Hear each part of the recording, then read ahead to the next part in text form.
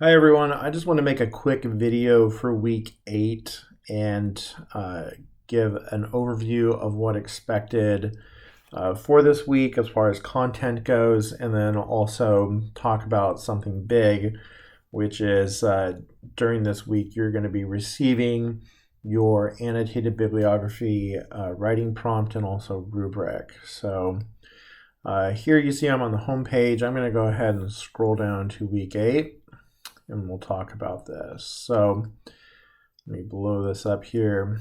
You'll see for week 7, this past week, we went ahead and had the research proposal due. So hopefully everybody got that turned in on time. And now week 8 is a big week because we're moving on to the next part of the semester. So prior we were focusing on research proposal. Now we're actually going to begin the research process, and that's going to happen with the annotated bibliography. I'm not going to take a lot of time to go over that because it's going to be covered in a lecture. But basically, to give you some bearings, the annotated bibliography is an aid that helps you organize the research that you're doing for your research paper. Okay, so the first thing you're going to see up here, and it's not here yet, of course, because that is what I'm currently doing, and that is the video, the introduction video for the week, and that'll be the first item. Next, we have the annotated bibliography lecture, so there's a link to that. And then, of course, I provide for you the PowerPoint to that lecture. In addition to the annotated bibliography writing prompt and rubric, I've also given you an example. So I got a lot of feedback that the research proposal was a little bit difficult because there wasn't an example. I didn't want to really limit people or set their expectations of what it should look like because, other than the few boundaries that I set, there really is no set expectation for what a research proposal should look like. However, that is a very different story for an annotated bibliography. This should actually look very similar to the example that I have given you. So I did provide you with an example that I wrote myself. So you can take a look at that and use it as a guide when developing your draft. So to take a look at the writing prompt and rubric, I'm going to go ahead and switch to the Adobe. Okay, so here we are. I'm going to make this guy bigger for us. So I'm not going to take the time to go through and read the entire prompt. You can take a look at that yourself. But for the assignment, I hope I've made it pretty clear on what's expected. So this is to conduct research that investigates something to deal with colony collapse disorder. I know a lot of people have been wanting to talk about regenerative farming, so that's an interesting idea that you could talk about in terms of colony collapse disorder. Also, pesticides was another big one. Some people wanted to look at stress, other people nutrition. All these are great ideas. So you pick an area and you're going to discuss it. So then you're going to need to include 6 to 7 sources. So I think in my example, I included 6 sources so you guys could get an idea of what that looks like. Not all your sources have to be academic. So I said at least 4. So 4 of your sources need to be academic. They can all be academic, but oftentimes they're also good, credible sources that are not academic sources, like say something from National Geographic or Scientific America. Those are not journals, those are not academic, but those are good quality sources. Same if you have say a newspaper like the Washington Post or the New York Times or the Chicago Tribune or the Sacramento Bee. Right. Again, newspapers like that are good, credible sources.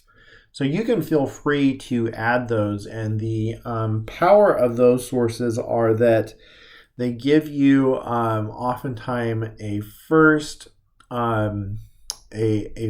person story or narrative that you're not going to get out of an academic essay. So something out of a journal, you're not going to find that, typically speaking. So that's where those sources can come in and kind of humanize your paper a little bit. Wow. Well, I see the first mistake right here. That should say format. I have FOMRAT. Okay, so that's supposed to be format. I'll go through and fix that later. So format your paper in MLA format. So you see it's right over here, but wasn't there. Okay, so those are some of the basic expectations. Source, citation. So your annotated bibliography will include a source citation for each source. It needs to be in MLA format according to Purdue OWL. And then this isn't going to make a lot of sense to you right now because you probably haven't watched the lecture yet. So your first paragraph needs to make sure that it gives a brief background of the source, discuss what kind of research or material the source gives, and then summarize the major findings of the source. So each citation that you give for a source is going to have a first paragraph and a second paragraph. And so this is what I'm expecting to see in those paragraphs.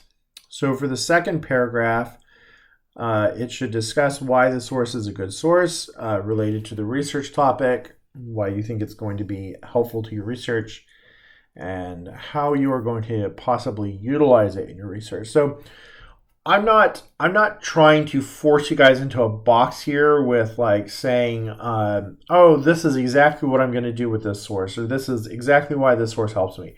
But what this is encouraging you to do is to think critically about your source. So I'm not holding you to anything that you put in your annotated bibliography, okay? The point is to get you thinking about your sources. We don't research for the sake of researching. We research for the sake of trying to understand something. So I want to make sure you're not just throwing sources into your paper because Professor Planin said you had to have at least 4 academic sources. So here's a source that mentions bees. Boom. There's one source. Okay, that's not what I'm trying to do here. I want you guys to find credible sources that are helpful to your research. And so that's the point of your annotated bibliography. That's what this is supposed to help you do. All right.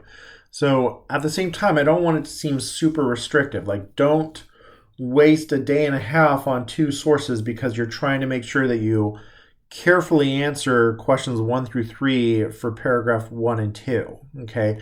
Don't think that deeply into it. Just give me the gist of it. You know, get into the ballpark. I'm not going to be sitting there with a red pencil and you know, saying, oh gosh, that makes no sense.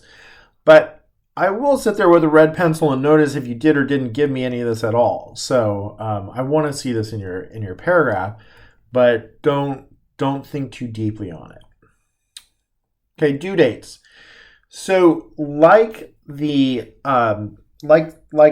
research proposal, here's what's going to happen. Your draft is going to be due 1 week, and then I'm going to take that time to read your draft and give you feedback.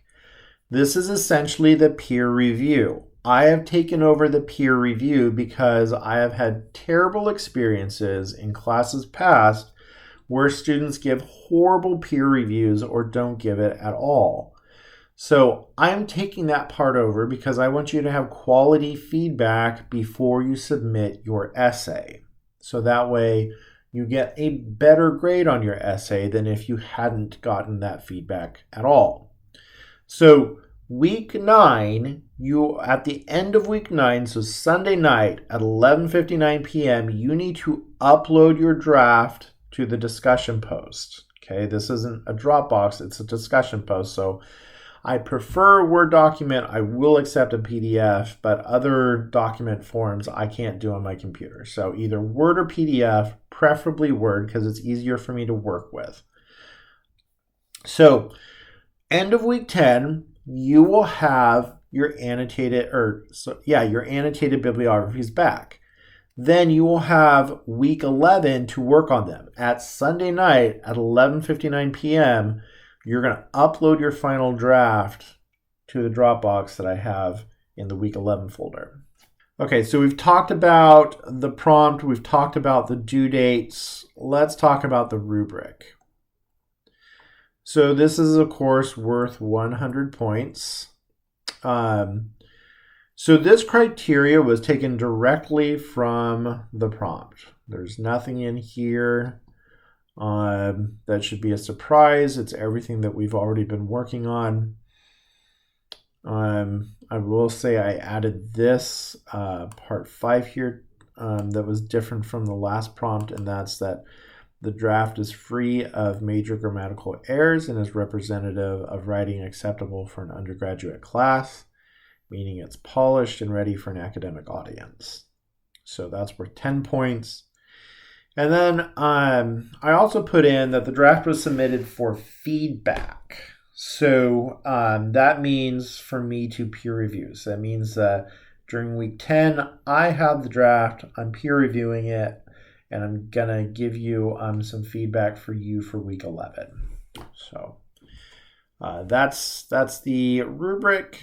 Pretty short and sweet. Nothing in there should be surprising. So go ahead and download this guy. It's available to you, and you can read it in depth. Now, if you have any questions, please go ahead and let me know.